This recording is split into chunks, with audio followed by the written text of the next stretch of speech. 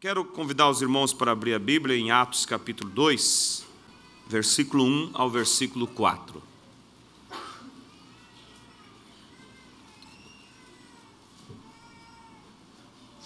E cumprindo-se o dia de Pentecostes, estavam todos reunidos no mesmo lugar. E de repente veio do céu um som, como de um vento veemente e impetuoso, e encheu toda a casa em que estavam assentados. E foram vistas por eles línguas repartidas como que de fogo, as quais pousaram sobre cada um deles. E todos foram cheios do Espírito Santo e começaram a falar em outras línguas, conforme o Espírito Santo lhes concedia que falassem. Vamos orar. Pai Celestial, eu peço ao Senhor que vivifique a palavra que foi lida nessa oportunidade e abençoe os nossos corações esta noite, Pai. Em nome de Jesus Cristo lhe pedimos. Amém. Podeis assentar, irmãos? Nós vamos ter uma breve meditação e daí nós vamos entrar na parte da ceia. Eu quero falar sobre espíritos sedutores. Eu quero falar sobre espíritos sedutores. Transmitir aos irmãos algo que Deus colocou em meu coração sobre a necessidade, igreja, escuta isso aqui, não deixa tua mente estar vagando para um lado e para o outro, mas eu vou ser bem objetivo, bem rápido, e que você possa captar realmente o que Deus tem a nos dizer. Resumindo, o que nós queremos falar essa noite é o seguinte: a unidade é o que Deus espera da sua igreja. A unidade não só numa questão geográfica, se reunir em um local, mas se unir em torno da palavra e se unir também em torno de um sentimento mútuo, um sentimento igual. Que o mesmo sentimento que houve em Cristo Jesus haja em nós. Porque isso, irmãos, é o que vai nos dar o tremendo batismo do Espírito Santo, aquele poder de rapto que o profeta diz, que virá de tal forma que nos arrebatará da terra. Somente poderá vir e posicionar-se sobre corações que não há divergências, não há espíritos contraditórios, mas que há uma unidade de espírito, de fé, de sentimento e de objetivo. E nós não devemos, igreja, de maneira alguma, cultivar uma ideia individualista. Isso é o que muito prejudica o andamento da obra. É uma ideia individualista. Eu sou e mais ninguém. Se quiserem pensar de mim, pense o que queira. Eu tenho a ver comigo. Não é assim. Não é assim. Se você tem esse tipo de pensamento, você está impedindo as bênçãos de Deus. O profeta diz: eu temo, olha só, a expressão do profeta, eu temo que as pessoas pensem que eu não sou um cristão. Mas ele sabia que ele era um cristão. Ele podia dizer: eu não estou nem aí com o que pensam de mim. Mas ele cuidava da sua aparência. Ele cuidava das suas atitudes. Ele cuidava de onde ele ia, onde ele pisava os seus pés, para que não viesse a haver contradição. Porque de repente você, pelo seu descuido, você joga sombra, e aquele irmão mais fraco fica abatido, e vem na igreja já contrariado. E quando você se alegra na presença de Deus, ele lá no banco, o diabo joga na mente dele e diz: está vendo? Fulano. E aí o que acontece? Aquele irmão não consegue ser abençoado, e além dele não ser abençoado, ele atrapalha a bênção na igreja, porque ele gera uma atmosfera contrária. É isso que o diabo quer. E se isso não tivesse, irmão, nada a ver, Jesus não faria o que ele fez. Quando ele chegava para operar o milagre, ele tirava todas as pessoas com espíritos contrários de perto. Ele tirava os incrédulos, saiam para fora. Quando Pedro foi orar por Dorcas para ressuscitar, chamar ela à vida, ele mandou que aquele povo saísse para fora. Você tem que ter, irmão, uma onda positiva, para que você possa ter a facilidade de embarcar nela e alcançar o teu objetivo. E quando nós viemos na igreja, nessa onda positiva, irmãos, o Espírito de Deus vem, não há nada que obstrui a passagem dele. Ele opera, ele cura, ele liberta, ele salva, ele faz a obra. Mas o que Deus tem colocado em meu coração nessa semana, irmãos, eu tenho meditado nisso, é o seguinte: espíritos sedutores muitas vezes perturba a sua mente e leva você a cultivar dificuldades. E quando você, a mensagem de liderança do Espírito de Deus, o profeta diz assim, expectativas. Se você está em expectativa, você receberá. Geralmente você recebe o que espera receber. Se você vier à reunião hoje à noite esperando encontrar algo para criticar a reunião, o diabo te mostrará. Se eu venho na igreja pensando, por exemplo, que a música vai estar alta, eu não vou conseguir ver mais nada a não ser a música só. Pode abaixar o máximo, mas o que eu vou ouvir é a música, porque eu vim com aquela cisma. Se eu venho para ver pessoas vestindo-se inadequadamente, eu não vou conseguir ver aquele inúmera quantidade de irmãs que se vestem como santas. Mas meus olhos vão somente ver aquele mau testemunho. E o diabo vai se ocupar em mostrar para mim o que não se deve. E o profeta diz assim, o diabo ele vai tentar te atingir com os erros dos outros. O erro foi lá com o irmão, não tem nada a ver, mas o diabo tenta me atingir com aquele erro. E ele faz muitas vezes ao ponto de enfraquecer, de parar pessoas, tirar pessoas da ceia, tirar pessoas da comunhão por causa de erro de outros. Não foi nada com ela, mas ela começa a dar lugar para um espírito negativo, um espírito de ver erros. E ela diz, não adianta, melhor eu ficar em casa do que ir lá e ver aquele irmão. Você deveria ter suficiente espírito de Cristo para interceder por aquela pessoa, para orar pelaquela pessoa, para que Deus ajude ela a vencer suas dificuldades. E confiar que Deus tem levantado o ministério para cuidar do bom andamento da igreja. E é um dever seu, quando você vê algo fora da ordem, trazer ao ministério. Você não está fazendo errado quando você faz isso.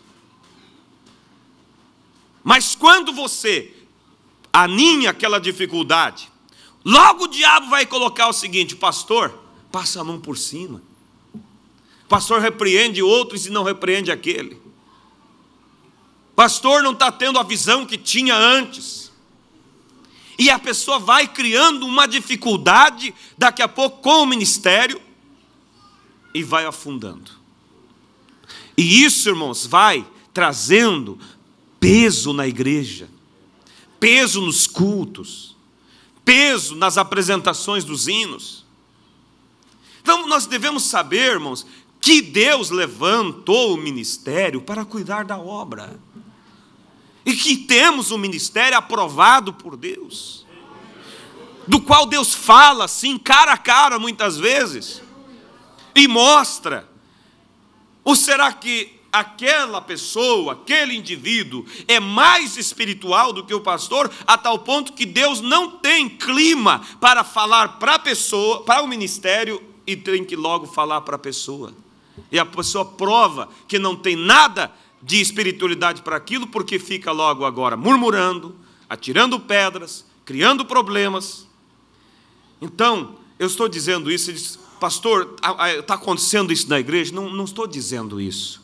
Estou dizendo para nós vigiarmos, para que isso nunca aconteça entre nós, para que não haja entre nós pensamentos contrários, para que não haja entre nós, irmãos, forças contrárias, mas que possamos estar aqui, como eu li em Atos capítulo 2, todos estavam reunidos no mesmo lugar, com o mesmo objetivo, e não houve outra coisa a não ser o Espírito de Deus descer e fazer a obra ali. Porque não havia, irmãos, pensamentos contrários, não havia pessoas murmurando, não havia pessoas descontentes com a liderança do Espírito Santo, através daqueles homens que Deus levantou para estar na frente ali. Mas havia uma única visão, e aquilo culminou no tremendo batismo do Espírito Santo. E eu penso, irmão, se é uma hora que a igreja precisa canalizar-se em um objetivo só, é agora. O meu desejo, para mim, é o desejo para você. O teu desejo por você é o desejo que você tem por mim. Você quer ser cheio do Espírito Santo, você suspira para que eu também tenha, para que aquele irmão tenha, aquela irmã tenha, aquela família tenha. Há uma unidade de sentimentos. Irmãos, quando a igreja chegar a esse nível, é incalculável o que Deus pode fazer.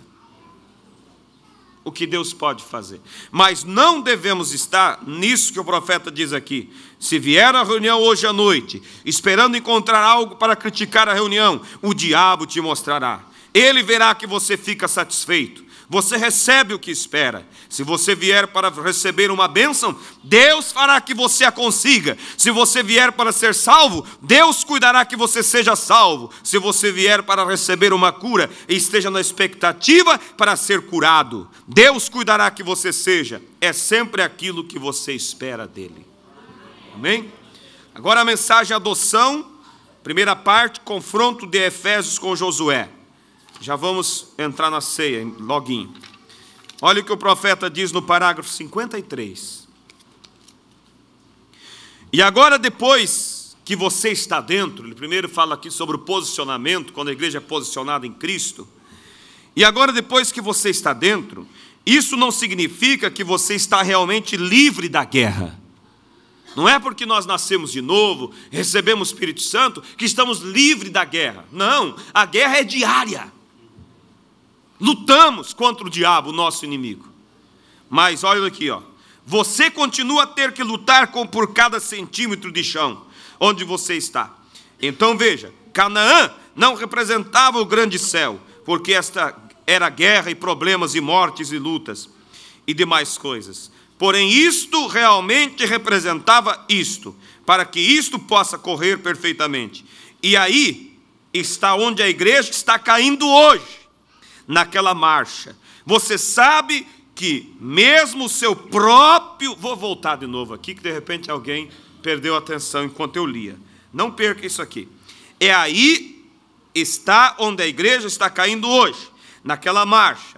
Você sabe que mesmo o seu próprio comportamento pode impedir alguém de ser curado? A sua falta de comportamento, os pecados não confessados de vocês, crentes, podem fazer com que esta igreja caia amargamente. Então eu vou sair da igreja. Não, não é isso. Você vai acertar então, porque nós queremos você junto. Amém? E no dia do julgamento, você será responsável por cada pedacinho disto. Você diz, agora, espera um momento, irmão Brana. Bem, isto é a verdade e pense nisto. Josué, depois que ele atravessou a terra, Deus lhe deu a promessa que, somente pense, nem mesmo um arranhão, sem ter mesmo uma enfermeira ou um primeiro socorro. Aí segue aqui o profeta dizendo, né, que a promessa era eles lutar a guerra sem perder um homem sequer. E daqui a pouco eles foram lá com uma cidadezinha pequenininha chamada Ai e foram derrotados. E Josué disse: alguma coisa está errada. Deus prometeu que nós lutaríamos sem perder ninguém. Por que está havendo morte? Josué decretou um jejum de 7 dias. E Deus mostrou onde estava o problema. Sabe o que Deus disse? Israel pecou. Israel pecou?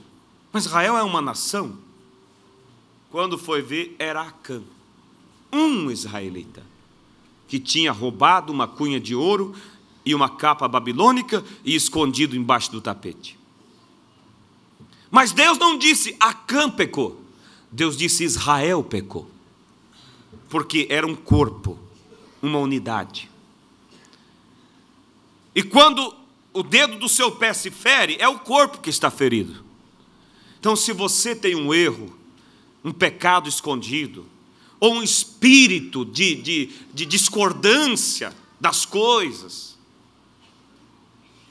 líder de cântico sobe aqui, busca de Deus, e lá alguém de repente discorda, e está contrariando no espírito, toda a igreja sofre. Mas pastor, o que eu tenho que fazer? Você não está livre do diabo vir e jogar pensamento dardos em sua mente. Mas você pode sim evitar de aninhar esses pensamentos. Você pode fechar a porta para isso. Você pode dizer: eu estou aqui para somar. Há um ministério aqui para cuidar. Se alguma coisa não está em ordem, Deus fará com que o ministério atenda às necessidades. E você, legitimamente orando, as coisas vão andar. Mas não tenha um espírito contrário. Contrário do irmão, contrário da irmã, contrário daquele que canta, contrário daquele que toca, contrário daquele que prega, contrário do líder, do cante, contrário do pastor. Não, vamos ter uma unidade, irmão. Nós temos uma mensagem para seguir. Nós temos um objetivo para alcançar. E esse objetivo, irmão, é chegarmos todos juntos ali. Porque se faltar um de vocês, falta parte desse corpo, e não seremos completos. Israel andou por 40 anos no deserto. Quando o caminho entre o Egito e a terra da promessa dava 3 dias de viagem. E você lê isso na mensagem virando em direção ao norte. Mombrana diz que eles rodaram, até que todos os briguentos e murmuradores morreram. Leia, se você não leu ainda. Bem assim disse o profeta: até que todos os briguentos, murmuradores morreram. Aí quando cessou a murmuração, cessou a contrariedade, havia uma unidade de fé, uma unidade de espírito. Aquela coluna de fogo pôde tomar o rumo à terra da promessa, e eles puseram os pés na terra. Eu espero por esta hora, irmãos. Por isso eu quero meu espírito de acordo. Eu não quero o meu espírito contrário. Eu não quero ter o espírito contrário. Se você tem dificuldade com alguém, hoje é um dia especial, se há, vamos dizer assim, lugar para escolher alguém para fazer o lava-pé, é nessa ocasião. Vai e lava o pé daquele que você tem dificuldade. Vai e lava o pé dele. Começa por ali. Mombrana disse que havia um quadro, uma pintura. De longe, quando olhava aquele quadro, parecia uma tempestade de nuvens negras, revoltuosas pelo vento. Mas quando se aproximava daquele quadro, sabe o que era? Alguém lembra? Eram anjos voando. Mas a distância fazia parecer nuvens, tempestades. É isso. Quanto mais você se afasta, mais o monstro aparece. Mas você se aproxima daquela pessoa, você vê que ela é tão dócil, ela é tão amável, é só a aparência dela, é só o jeito dela, mas ela tem um coração bondoso, ela tem um coração piedoso, ela ama Jesus tanto quanto você ama. Então vamos, irmãos, Deus colocou isso no meu coração a semana inteira, irmãos. Semana inteira. Eu não sabia por onde começar a expressar isso, mas eu creio que Deus nos deu graça. É isso que Deus espera de nós, igreja. Vamos andar, vamos buscar essa unidade. Vamos buscar essa serenidade do Espírito. Vamos pegar junto com o ministério. Vamos pegar junto uns com os outros. Amém? Que Deus ajude e que você possa realmente buscar isso, porque isso vai culminar naquele tremendo batismo do Espírito Santo. Vamos apoiar aqueles que fazem. Nossas professoras que cuidam de nossas crianças. Apoie. Mas quantas vezes parece que sempre tem algo para dizer que poderia fazer melhor. Mas por que não faz então? Por que não soma então com sua sugestão aqueles que estão procurando fazer? Irmãos, Deus quer um ambiente agradável. Mas repito, não quero ser mal interpretado. Não saia dizendo assim, a igreja está tudo... Não, eu não estou vendo isso. Eu só estou vendo o Espírito Santo me dizer que Ele deseja unidade. Então, de repente, o que Deus está nos dizendo é nos prevenindo para que nós não venha cair em um espírito de contrariedade. Mas se porventura há alguém entre nós, aí você então diz, eu preciso então, a palavra veio para advertir de outros entrarem, mas também veio para dizer que eu preciso puxar minha orelha e me unir com aqueles que marcham para a vitória final. Vamos nos colocar de pé, irmãos? Que Deus abençoe, que Deus acrescente isso ao coração de cada um. Que haja essa unidade, irmãos, começando pela família. Esposa, esposo, não lute um contra o outro. Não lute contra a tua esposa, mas apoie. Filhos, unam-se.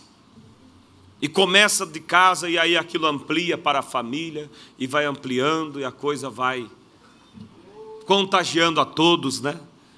E eu quero, irmão, estar naquele lugar. Eu quero ver cada um de vocês ali. Por isso, lute com tudo que você tem. E se em algum momento você se machucar, não precisa você esconder a tua ferida, não. Não pense que eu vou cutucar ela. Se eu puder, eu te ajudo. Passar um remédio nela. É isso, irmãos, que você possa confiar. Saber assim, ó, eu posso ir lá naquele irmão e ele vai me ajudar. Ele não vai atirar na minha cara. Ele não vai pegar uma pá e terminar de cobrir. Meu filho está passando um momento difícil. Eu sei que eu posso contar com aquele irmão. Ele não vai jogar na minha cara, dizer que eu não soube educar meus filhos, mas ele vai orar comigo. Ele vai se pôr no meu lugar. Vai ser dois lutando agora em favor dele. É essa unidade, irmão, que Deus espera de nós. Aleluias. Pai celestial e eterno Deus, eu oro, Pai, como o Senhor orou pela unidade da tua igreja. Faça que haja um só espírito, uma só fé, um só sentimento, Pai. Que todo espírito, Deus, de queixa, de reclamação, murmuração, seja o que for, seja desfeito, dissipado, melhor dizendo, Pai, aniquilado pelo Teu Espírito Santo, Pai. Que haja em nós essa unidade de fé, que haja em nós, Pai, esse espírito de cooperação, Pai, para ir em busca daquela alma que está sofrida, para ir em busca daquele homem que está machucado, daquela irmã, daquele moço, daquela moça, que possamos chorarmos pelos outros, Pai, se alegrar com aqueles que se alegram. Oh, Pai, ajuda-nos, Senhor. Toma esta palavra e amplia, meu Pai, em nossos corações, pois lhe pedimos, Pai, em nome do Senhor Jesus Cristo, como filho seu, ó Pai, eu oro a Ti agora, encarecidamente. Toma esta palavra, Pai, faça surtir efeito na vida de cada irmão, de cada irmã. Faça a tua igreja marchar nessa unidade, neste amor divino, Pai. Possa o Senhor dispersar para longe todas as nuvens contrárias, Pai. Em nome do Senhor Jesus Cristo eu peço e repreendo todo espírito contrário, no nome santo de Jesus Cristo, que toda a família, todo irmão seja liberto de toda a contrariedade. Em nome do Senhor Jesus Cristo nós pedimos e te agradecemos, ó Pai. Amém, Jesus. Amém. Glória a Deus.